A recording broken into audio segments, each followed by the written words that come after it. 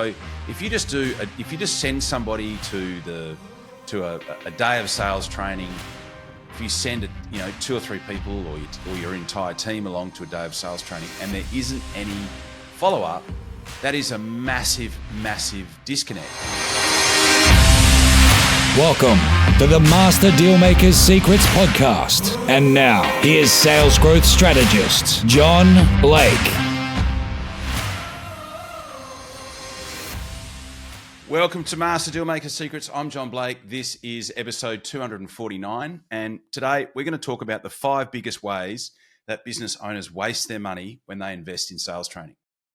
This is a culmination of 21 years of experience that I have witnessed firsthand, that I have seen other business owners do, and it is designed to help you in a situation where you have made the choice to invest in sales training, and how you can set yourself up for success. What are the secrets? What are the things that you can put in place that make you getting a fantastic return on your investment the highest likelihood? So I am confident that these ideas will help. I certainly hope that they do. If you do put them in place, you will be setting the most solid foundation possible for you to get the best result possible. As I said, these are secrets, these are observations, these are ideas that I have seen work, the patterns emerge over 21 years of doing this, and so I am confident that they will help.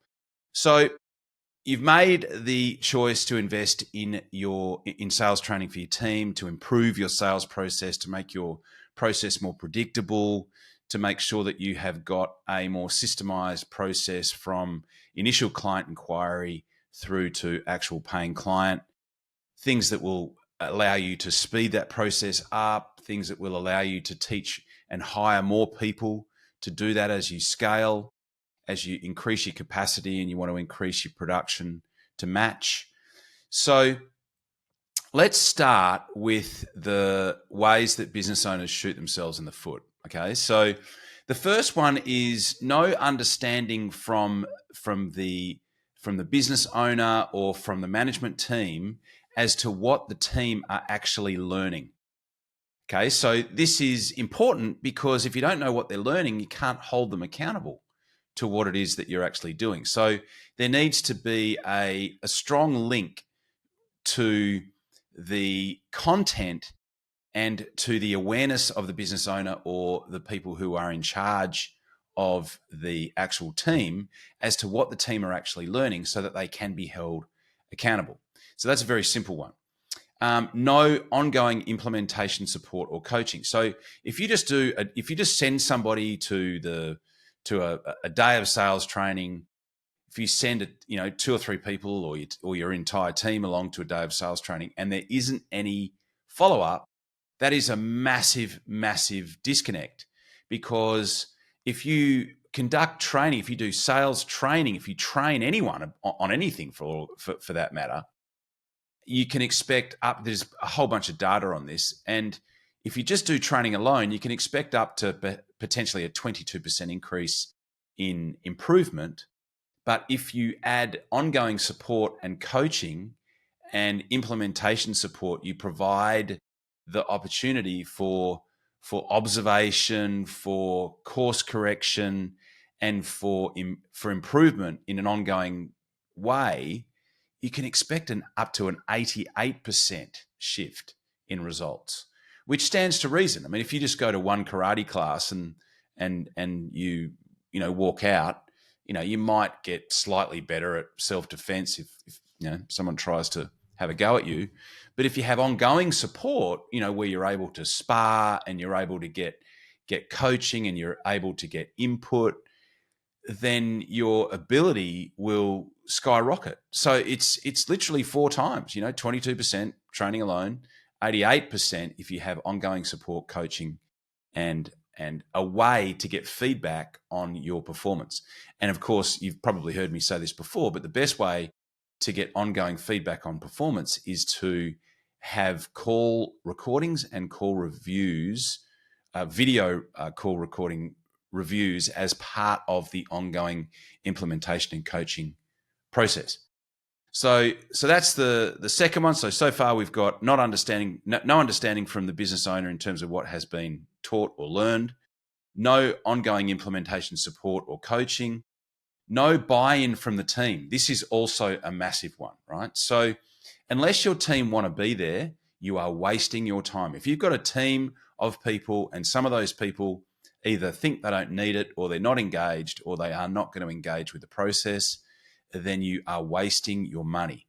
And you would be way better to take them to paintball or whitewater rafting or axe throwing or some other activity like that, because you are wasting your money. If you've got a team of people, or perhaps what is often the case, one or two individuals that are not excited, interested, or motivated to actually do anything different or learn, then I guess two things. One, you might want to have a look at those people fairly carefully to see if you want to keep them. But two, if you do invest in them, you will be wasting your money. So there's a way to deal with that, and we will talk about that in a sec. I'll just get to the fifth and the sixth mistake first, and then we'll give you some solutions as to how you can set yourself up for success. So the fourth one is not addressing culture issues first. And this kind of relates to the one before. So if you've got a team that are disengaged, then you probably have a culture problem. And if you run sales training with your team and you've got culture problems, it is that the analogy that I often use is that it is like trying to spray paint on top of rust. It will not work, and you will be wasting your time and your resources and your energy, and certainly valuable profit on training a culture that's broken. So you need to fix those culture things first. And the fifth one is no diagnostic. So understand what it is in your process that needs to be fixed. And I'll give you a very simple and straightforward next step. If you are in a situation where you're about to go down this path and invest in sales training for your team, I'll give you a really simple first step that is, in my experience, the best place to get this started and to set yourself up, as I said before, with a really solid foundation that allows you to have the highest likelihood of success and to set your team up for success as part of the process. So how do we fix this? Well, the first one is make sure that the training is relevant and suits the business. So what I mean by that is that often people will come to me and they'll say, I've got a retail sales team. I want to send them, I want to put them through your 8-week sales transformation process. But my 8-week sales transformation process is not designed for retailers. In retail, you've got a very different dynamic. You've got choreography. You've got a totally different context to a business-to-business type context. So make sure that it's not a generic one-size-fits-all sales training, because the less relevant is the less effective it will be. You want something that is a fit for your particular type of selling. So that's the first one. And make sure that there's a diagnostic. As I said, there is a way to set yourself up really well if you've got a diagnostic set up at the front end. And what that will mean is that you will be very clear on what it is that needs to be addressed and what needs the focus in your sales process as a result of the training. And as I said, I'll give you a simple way that you can get started with that at the end of the podcast. So the second one is make sure that management are involved. Okay. So in my 8-week program, I make sure that the owner or the direct report for whoever it is that's in the training attends 50% of the sessions for a couple of reasons. One, it shows the salespeople that it's important, right? So if the owner is involved, if they are present, it sends a very, very powerful message. And the powerful message is that, hey, this is important. This is important. The owner's taking an active part, an active role in what's going on here. They don't have to attend all the sessions, but they just need to be present at usually around about half of the sessions. Even if they're just there observing, they need to understand what's going on. They need to be involved. It sends a very powerful message to the people that you are investing in. And if the owner isn't involved, that also sends a very powerful message, but it's not the message that you want. So the third one is make sure that the team want to be there. And you can do this in a couple of different ways. The first one, which I have had some really good success with, is make the process application only. So what this would sound like is, hey, we're considering doing training with the team. If you want to be involved, I want you to send me an email as to why you think that it would be valuable for you and how you think it would benefit you in your current sales role. So they have to apply to be there. That's one way of doing it. And I've done that very successfully with, especially with really big sales teams. You say, okay, we're doing this training. If you want to be involved with it, you have to send us an email to apply, and then we will choose the people who apply who want to be there. So what you end up with is a room full of people that are really motivated to be there, that have applied to be there, that have had to jump through hoops to be there. And it's the hard, easy principle. The harder you make it, the easier they are to manage and the easier they are to work with. So that's a really powerful way, is don't just assume that everyone wants to be there. And there might be reasons why you don't want certain people in the room. And there might be reasons why you want to excuse certain people from being in the room. And those are going to be different for every business. But one way is to make it application only. The second way is to make it so that they have to contribute financially to their own training, so that they have got skin in the game, so to speak. So there's a couple of different ways that you can make sure that the team want to be there. The people who are in the training want to be there. They want to learn. They will be so much more motivated, and they will be so much more likely to implement the things that they are being taught. Number 4, if there is a culture problem in your team, fix that first. Otherwise, you will be wasting your time. I made that point earlier. That is something that I have seen play out a number of times.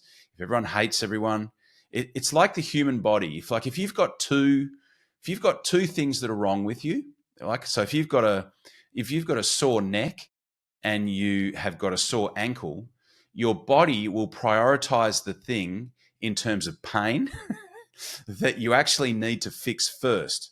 So if your ankle is more severe than the pain that you've got in your neck, you will feel the pain in your ankle more, right? So the priority, the analogy is that if you've got a culture problem, that's a bigger problem than a sales conversion problem, in the context that if you try to do sales training with a really average culture, it won't work. It won't stick because people are a lot more distracted in that moment because of the problems that exist in the culture.